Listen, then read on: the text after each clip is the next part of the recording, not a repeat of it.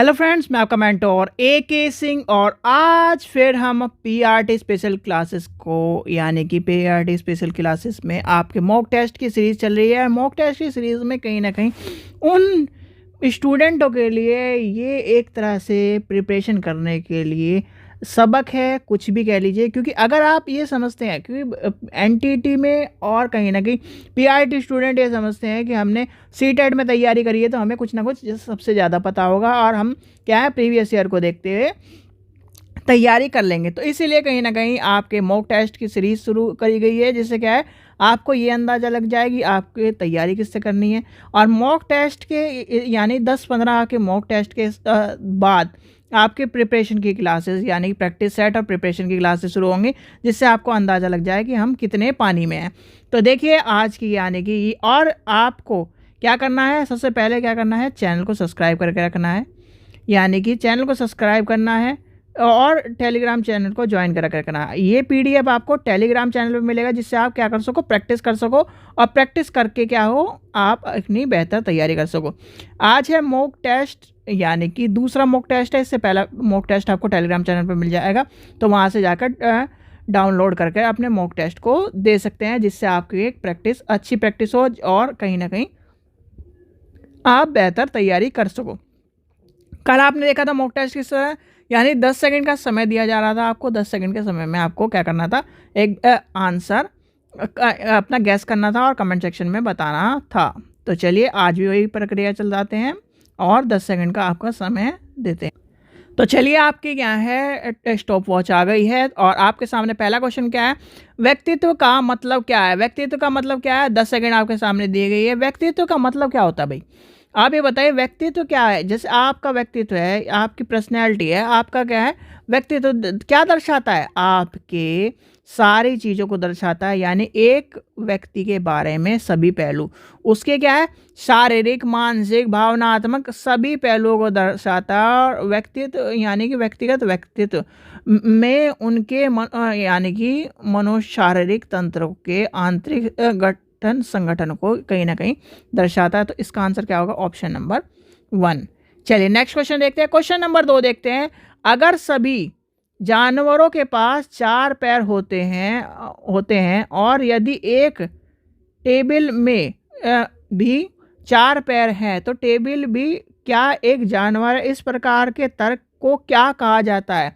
भाई CTET में आपसे एक क्वेश्चन पूछा जाता है कि भैया एक बार उसने क्या देखा, एक बिल्ली देखी 4 पैरों से, तो अगली बार वो छोटा बच्चा जब कुत्ता देखता है तो उसे बिल्ली बताता है यानी कि कैट बताता है।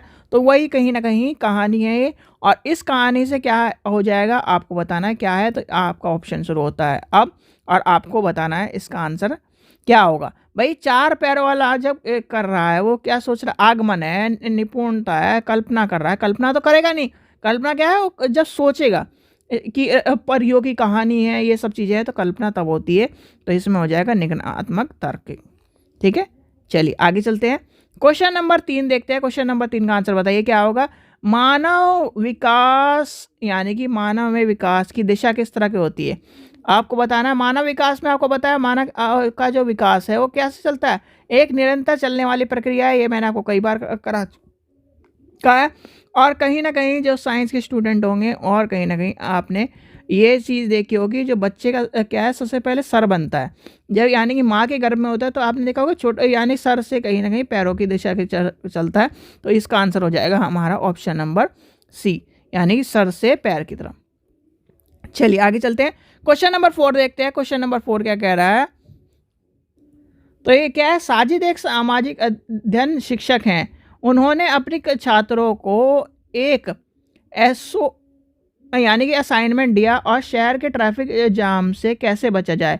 वह यानी कि सोचने के लिए एक तरह से मजबूर कर रहे हैं। तो सोचने के लिए मजबूर जब करा जाता है तो क्या यानी कि कौन सा प्रक्रिया चलती है और कौन सी चीज़ें चलती है, तो आपका समय शुरू होता है। अब आप बताइए, अपसारी है, अभिसारी है, अपसारी और अभिसारी दोनों हैं या बुद्धिमत्ता है। तो इसमें आंसर क्या होगा, इसका आंसर आप सोचिए, अपसारी और अभिसारी यानी कि, तो इसका आंसर होगा अपसारी यानी कि इसका क्या आंसर होगा, अपसारी यानी कि इसमें क्या हो गया, देखो सोचने के लिए मजबूर कर रहा है भाई कि ये काम होगा तो क्या होगा, यानी कि जब सोचना यानी आप सारी सोच को बढ़ावा देती है, क्या देती है, यानी कि सोच को बढ़ावा देती है या देना चाहिए। ठीक है, चलिए आगे चलते हैं। क्वेश्चन नंबर 5 देखते हैं। क्वेश्चन नंबर 5 क्या कह रहा है, कक्षा 5 यानी क्वेश्चन नंबर 5 क्या है, परीक्षण और त्रुटि शिक्षण का सिद्धांत किसने विकसित किया था। भैया ये आपके सामने इतना आसान क्वेश्चन है तो आपको पता होगा, तो इसका आपका समय थॉर्नडाई है, गार्डनर है, होम्स है, यानी कि इसका आंसर क्या होगा, इसका आंसर आपके सामने पता ही क्या होगा।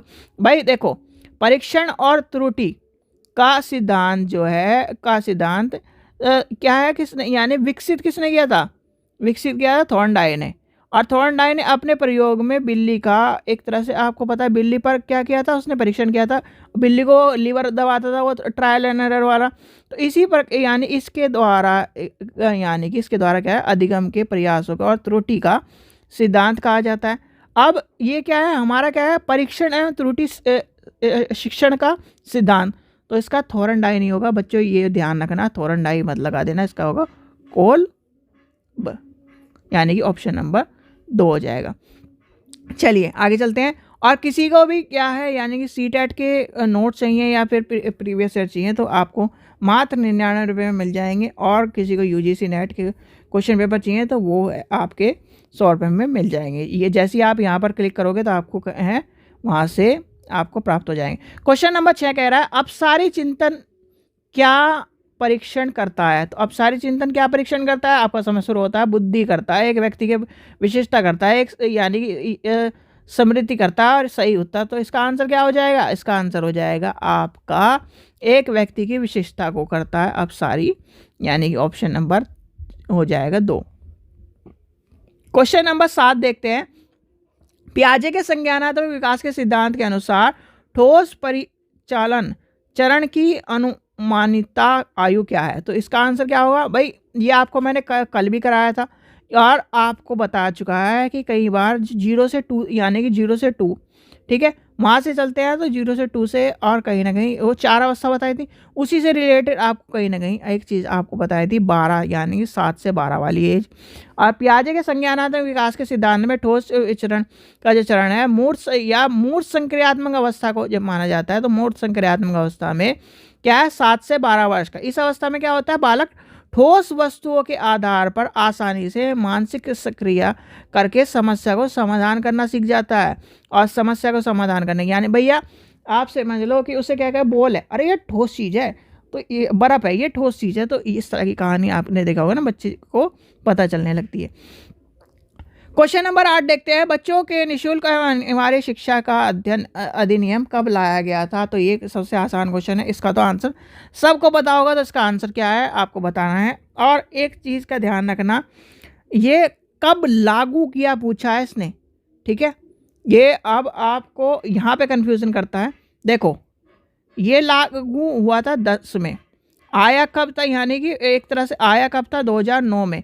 तो इस चीज़ का ध्यान करना, बच्चे क्या लगा देंगे यहाँ पर, ये अप्रैल 9 लगा देंगे या फिर ये 9 लगा देंगे, नहीं बिल्कुल भी मत कर देना ऐसे, क्योंकि इसका आंसर क्या है, इसका आंसर था आपका 10, यानी कि अप्रैल 10 है। अब ये चीज़ ध्यान रख लेना, ये पूछा जाता आया कब और लागू कब हुआ, ये दोनों चीज़ों को ध्यान में रख के क्वेश्चन को अटेम्प्ट करना, और ये क्वेश्चन आना ही आना है। क्वेश्चन नंबर 9 देखते हैं। निम्न में से किसे अनुमानित पद्धति भी कहा जाता है। तो आपके सामने है, टाइम शुरू होता है, खोज पद्धति, प्रयोजन विधि, समस्या निवारण, व्याख्यान। तो किसे कहा जाता है भाई, जब अनुमानित पद्धति की बात आती है तो अनुमान लगाने वाला, तो आपका क्या होगा, समस्या यानी कि समस्या निवारण पद्धति की बात आएगी, तो इसका आंसर हो जाएगा ऑप्शन नंबर सी। ठीक है, चलिए आज का लास्ट क्वेश्चन देखते हैं। आज का लास्ट क्वेश्चन क्या है आज के सेशन का, भारत के स्कूल को मोटे तौर पर कितने चरणों में वर्गीकृत किया जा सकता है। तो आपका समय शुरू होता है, कितने चरणों में करा जाता है भाई, आप ही सोचो, आपने क्या करा, प्राइमरी करी, सेकेंडरी करी, अपर सेकेंडरी करी, यानी हाई स्कूल करा, फिर इंटर करा, तो क्या हो गए, तो इसका हो गए आंसर 4। यानी कि ऑप्शन नंबर 4। भाई ये प्राइमरी हो गया, यानी पूर्व प्राथमिक, प्राथमिक, पूर्व माध्यमिक और माध्यमिक, इस तरह से 4 होंगे स्कूल। कहीं ना कहीं इस तरह को आपको 4 तौर पर बांटा हो गया है। और कहीं ना कहीं अगर ये भी ना समझ में आए तो सीधे से 1 से 5, 6 से 8, 9, 10 और 11, 12, तो इस तरह से भी 4। यानी कि अगर ये देखो ये वाला तो कहीं ना कहीं याद ना रहे, ये तो याद रहेगा ही, तो इसलिए आपको ये भी पता होना चाहिए। ठीक है बच्चों, और प्रैक्टिस करने के लिए यानी कि ये आपके सामने आंसर, यानी कि आपके लास्ट में आंसर देंगे। सबको पहले क्या करना है, प्रैक्टिस करनी है, खुद अपने करके देखना है, फिर आपके देखने कितने सही है। 10 क्वेश्चन में से जिसके क्या है, यानी कि प्रैक्टिस करते जाओ, 10 में से 10 जब आने शुरू हो जाए सारे के सारे यानी कि मॉक टेस्ट में, तब आप समझ लेना कि आपकी प्रैक्टिस सही चल रही है और आप क्या हो, एक जॉब के एक पद के लिए अपने आप को चयनित करने की प्रक्रिया में, ये मान लीजिए 50% पास हो गए। 50% तब हो गए जब पेपर देके आओगे। ठीक है अच्छा, चलिए आशा करता हूँ आपको वीडियो पसंद आएगा। वीडियो पसंद आई तो लाइक करें, चैनल को सब्सक्राइब करें, वीडियो को ज़्यादा शेयर करें। Thank you.